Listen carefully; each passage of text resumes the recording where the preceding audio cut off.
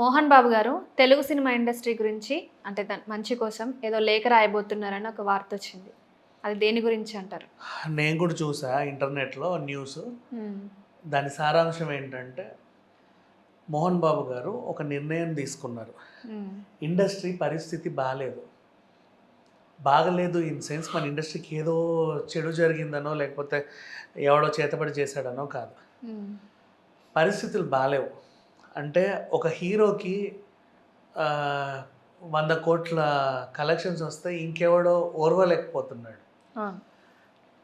ఆహ్, ఇంకొకరికి పడట్ల. Fan wars ఆ ఎక్కువైపోతున్నాయి. ఫ్యాను, ఈ ఫ్యాను కొట్లాడుకోవడం. ఇంతకుముందు అవి వాళ్ళు చూడలేదు పాపం. అవును.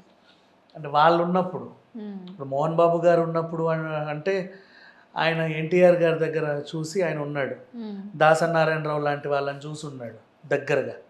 అప్పుడు ఇయన్నీ లేవు. సో, ఇప్పుడు ఇవన్నీ వస్తున్నాయి. ఇంకా ఆయన ఉన్నాడు కాబట్టి కనీసం చూసి స్పందించగలుగుతున్నాడు. ఇప్పుడు ఆ తరం అంతా వెళ్ళిపోతే అవును.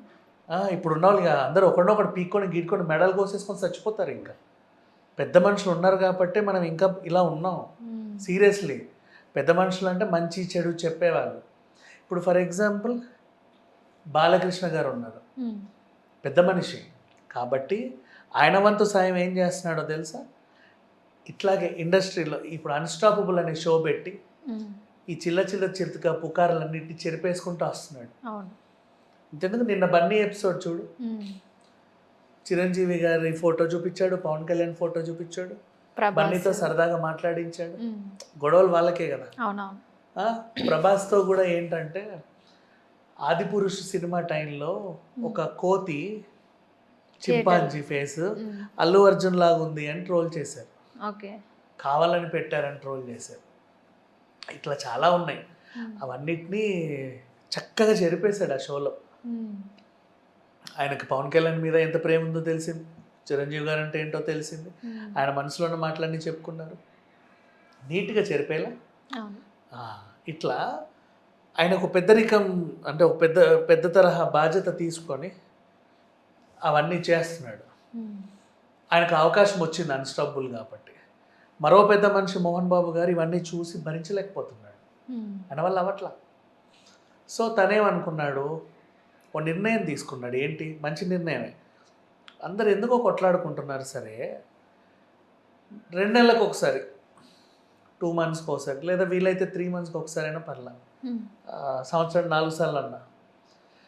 అందరూ ఆ డేట్ అందరూ అన్ని షూటింగ్‌లు మానేసి డైరెక్టర్లకి, ప్రొడ్యూసర్‌లకు కూడా తెలుస్తది ఆ డేట్‌ను ఎవరు ఏం చేయొద్దని. ఓకే. అందరూ ఒక చోట కలుసుకొని భోజనము, లంచు హ్మ్. చిన్నగా చేశారనుకో, ఎవడికన్నా ఇద్దరికి పడకపోతే వాళ్ళక్కడ కలుసుకునే అవకాశం ఉంటుంది. హ్మ్. ఇప్పుడు నీకు తెలియకుండా నాకు తెలియకుండా నీకు కూడా గొడవలవుతాయి. హ్మ్. నేను నీతో మాట్లాడను వచ్చినప్పటి నుంచి నీ మొహం చూసి మూతి తిప్పుకొని వెళ్ళిపోతున్నా. ఎందుకు నువ్వు నన్ను చూసి మూతి తిప్పుకొని వెళ్ళిపోతావు? నువ్వు కూడా మూతి తిప్పుకొని వెళ్ళిపోయావు. నేనెందుకు తిప్పానో తెలీదు, నువ్వెందుకు తిప్పావో నీకు తెలియదు. నేనెందుకు తిప్పానంటే, ఓ రోజు ఆర్టికల్ చదివా. హ్మ్. నువ్వు నన్నేదో అన్నావని. నువ్వు అన్నావో లేదో నాకు తెలీదు. ఆర్టికల్ చదివి హర్ట్ అయిపోయా నేను. అవును. అంటే ఈ మధ్య ఆర్టికల్స్ కూడా అలా ఉంటున్నాయి. సో, అండ్ నెక్స్ట్ ఇట్లాంటివి ఏమన్నా ఉంటే మన ఇద్దరం అక్కడ పోనీ కూర్చున్నాం అనుకో సరదాగా ఇట్లా హ్మ్. నేను అనొచ్చు. నువ్వు కూడా ఓ 2 పళ్ళు బయట పెట్టి నవ్వొచ్చు. ఈ సిట్యుయేషన్ వల్ల ఏంటంటే పెరిగిన దూరం తరుగుద్ది. హ్మ్. అలాగే ఇప్పుడు ఆడికి 100 కోట్లు వస్తాయా? ఈసారి ఆడి సినిమాని ఫ్లాప్ చేద్దాంరా అని వీళ్ళు.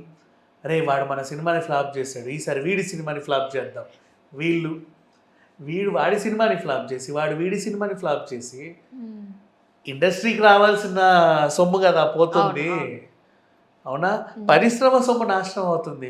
మీరు బానే ఉన్నారు కొట్టుకు చచ్చి.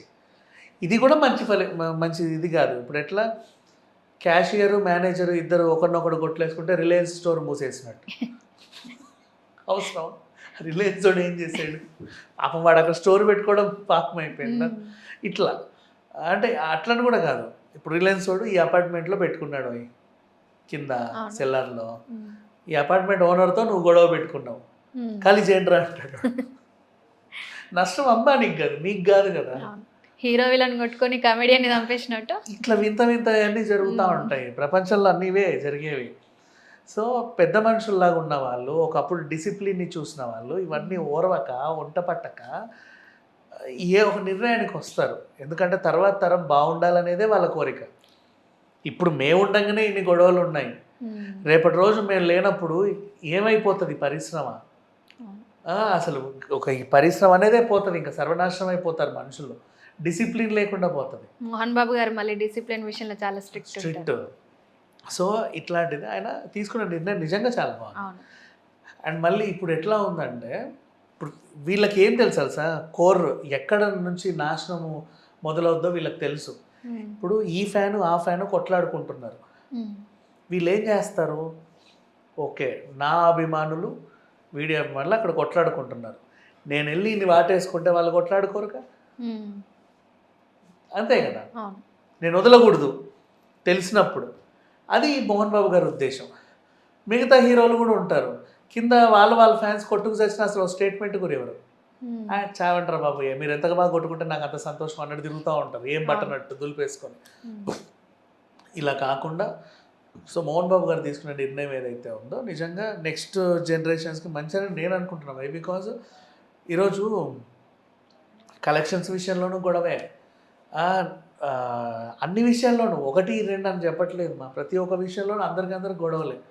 పడట్లా ఎవరిది ఎవరికి, హీరోయిన్లకి పడట్లా, టెక్నీషియన్స్కి పడట్లా, ఎవరి ఈగోలు వాళ్ళకు ఉన్నాయి. టెక్నాలజీ డెవలప్ అవుతున్న కొద్దీ దాంతోపాటు వీళ్ళ ఈ అన్నీ మారిపోయాయి, ఈగోలు అన్నీ మారిపోయాయి. ఒకప్పుడు ఏమీ లేవు, ఉత్తరాలు, ట్రింగు తిప్పే ఫోన్లు, ప్రొడ్యూసర్ అంటే ఓకే సార్, క్యాషియర్ వచ్చి డబ్బులు ఇస్తా అంటేనే తల వచ్చి తీసుకునేవాళ్ళు కవర్ని.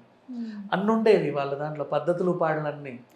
ఇప్పుడు ఏం లేదు, షార్ట్ రెడీ, షార్ట్ అంటే షార్ట్, మళ్ళీ వస్తాం కాస్త ఆగొచ్చుగా, ఏం లేదు ఆగమని చెప్పి ఆగుతారులే నువ్వు మాట్లాడు ఉంటారు.